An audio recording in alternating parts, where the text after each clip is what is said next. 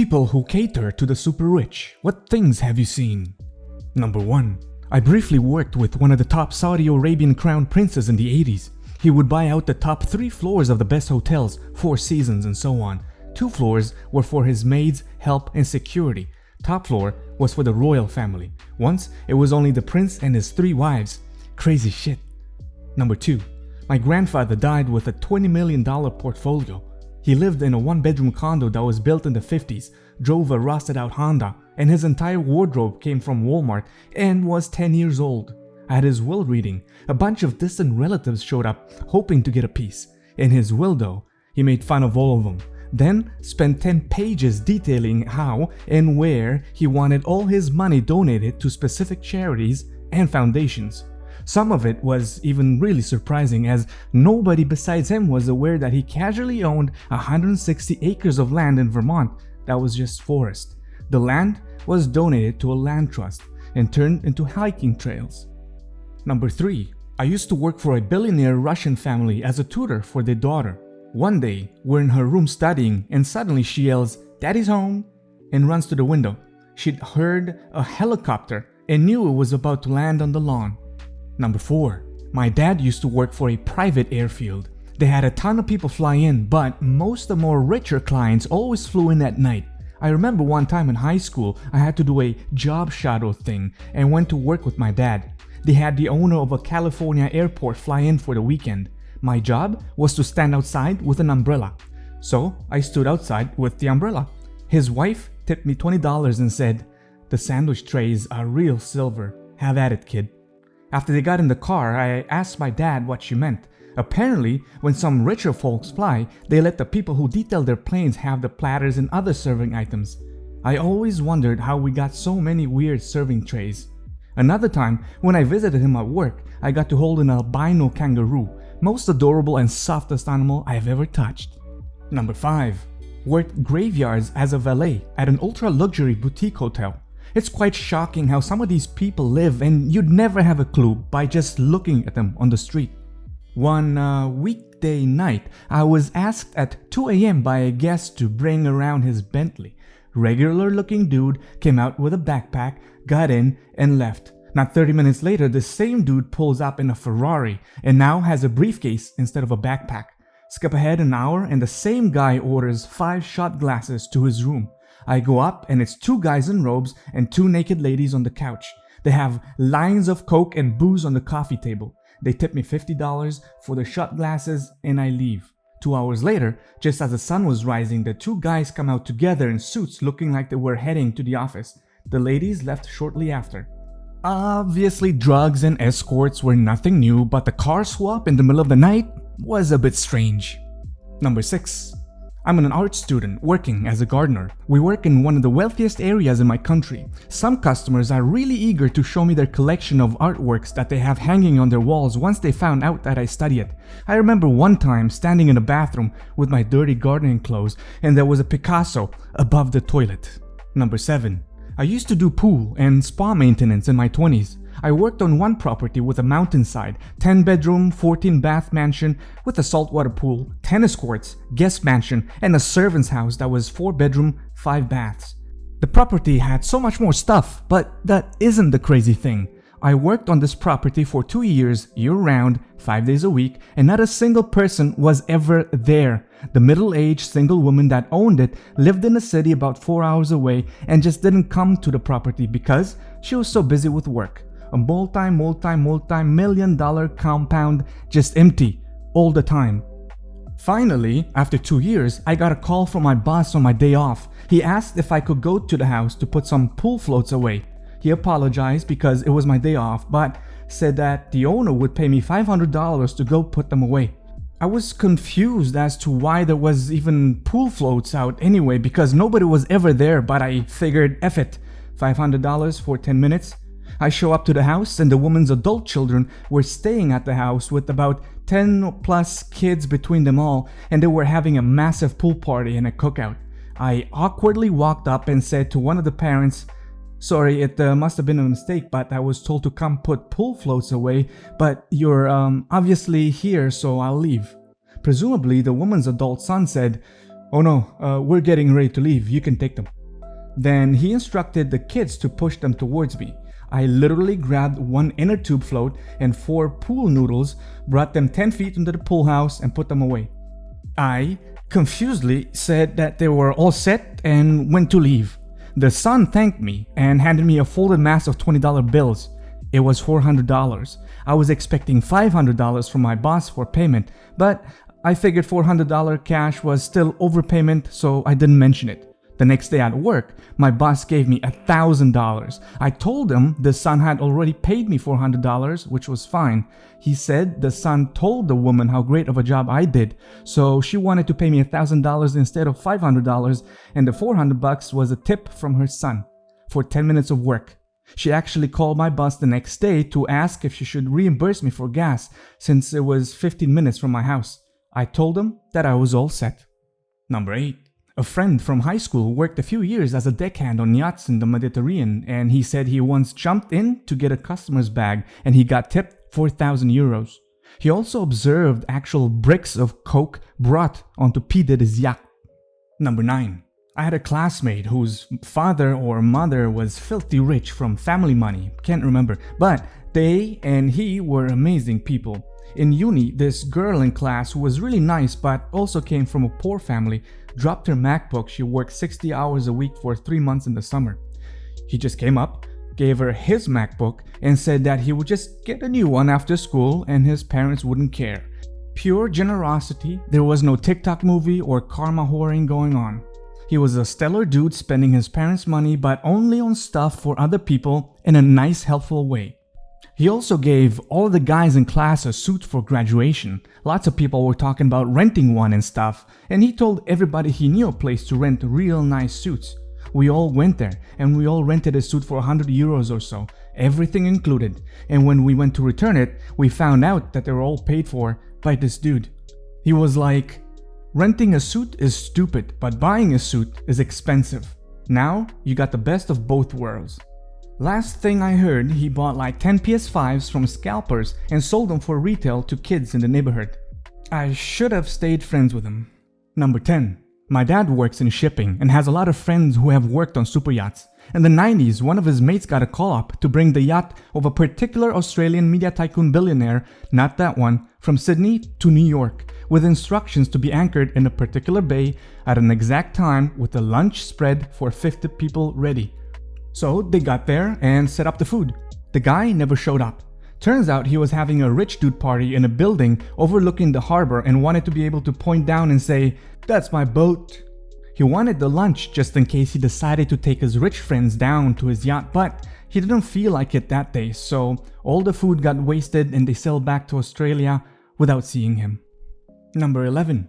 Worked at a restaurant where a few of the regulars were the children of billionaires. I told my parents that my tuition cost $500,000.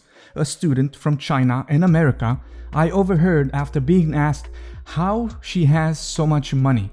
Another time I was serving a table, I was asked to bring a tray of 60 patron shots, $600, for a 19-year-old student. I must have had an incredulous look on my face because his only response to assuage my concern was, "My father owns diamond mines in Africa." Number 12. I went to a New England prep school for high school on a full-ride sports scholarship. There were a decent amount of foreign national students, mainly from Asia, that came from extremely wealthy families. One of those students' parents bought him a brand new BMW 5 Series, fully loaded, when he got his license our junior year. When we graduated a year later, he was going back to Korea and obviously couldn't take the car, so he gave it to his best friend. Kid got an $80,000 car at 17 years old just for being good friends with the right guy. I'll never forget that. Number 13. A friend did some work on Sylvester Stallone's home. Apparently, there's a ton of statues and art of himself, some of which are naked and very well endowed. Number 14. I tutored a wealthy 5-year-old. I got paid good money to spend an hour drawing and coloring and playing with this kindergartner, but all in French. He had been to more places in the world by 5 than I'll ever go to in my whole life, probably. The best part of the job were the perks though. They would take me and my SO out to dinner at fancy restaurants and pay the bill no matter what it was. They would invite us over to eat some delicacy they prepared. Wife was Chinese Vietnamese, husband was Indian, and they'd always have some house guests staying with some crazy resume. For example, one time they had a diplomat for the Netherlands there to do business. They had houses in my city and in San Francisco and would fly there all the time. They invited me on several occasions, but I never had the time to go. I also befriended and stayed with the daughter of a Russian oligarch who lived in Paris. The mom was a famous writer and the dad did something in business.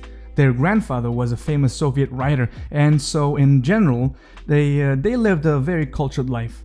They lived in the richest parts of Paris called Neuilly-sur-Seine and had houses in the Alps, Crimea, and Moscow. The crazy part, or rather sad part, was that she only had a few options for a career. She could be a doctor, a lawyer, or a businesswoman. Their son was lucky enough to study at the Geneva Conservatory, but that was only because he was really talented. In this family, if you didn't have a natural artistic talent, you only had those 3 career prospects to choose from.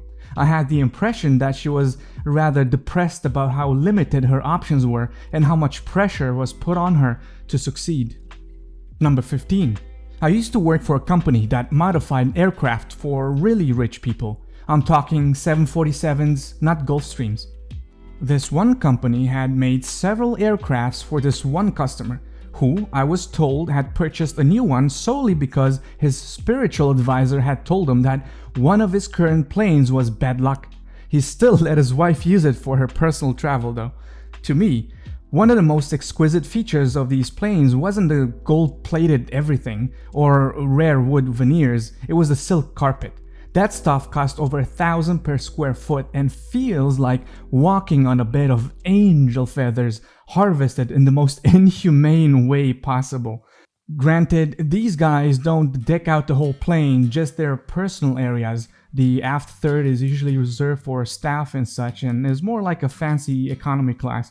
But yeah, silk carpet. Number 16.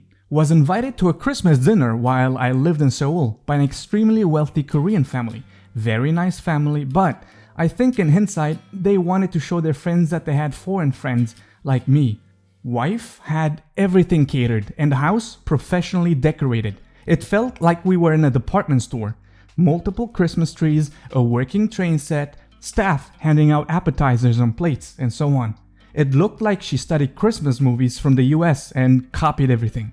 Dinner is served on a comically long table with 2 huge oven-roasted turkeys and all of the trimmings. They looked perfect. I was later told that Koreans don't like turkey and were just for decoration. They would be thrown out later. We ate Korean food. The family said I could take a turkey home and that the caterer would drop it off with anything else I wanted.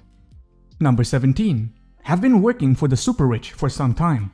Craziest thing I've seen. Brand new 90-meter multi-million-pound yacht was built in Netherlands. Maiden voyage to Antibes in France. Owner came on board and left after a few hours.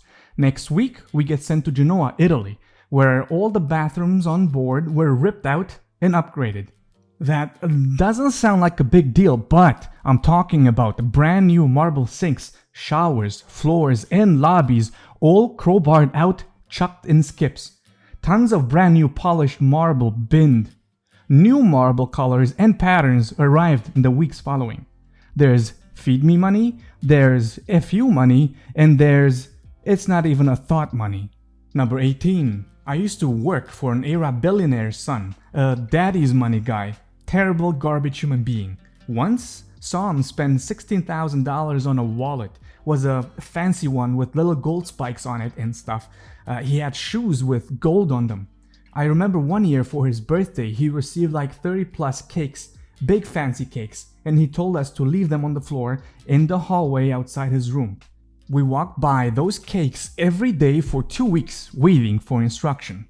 After the 2 weeks, we were told to throw them away. Number 19. When rich people want to buy a Jaguar in the UK, they get assigned a special salesperson who is incredibly knowledgeable. They meet in a special fancy office, and special arrangements can be made. This was my friend Chris's job. He had access to things that a normal Jaguar salesperson wouldn't have. Like, he could ring up the manager of the factory for a special requests level of access. Well, A Saudi prince wanted to buy this new Jaguar that had been released, so they meet up and spent a full day specking the Jaguar out. I believe the final price was something like $125K for the vehicle. Then came the decision for color. At the time, the factory had 16 different color choices for this model. The prince asked if he could sleep on it, as it was getting late and almost time for dinner and prayer. My friend Chris says, of course, and they set a time to meet the new morning.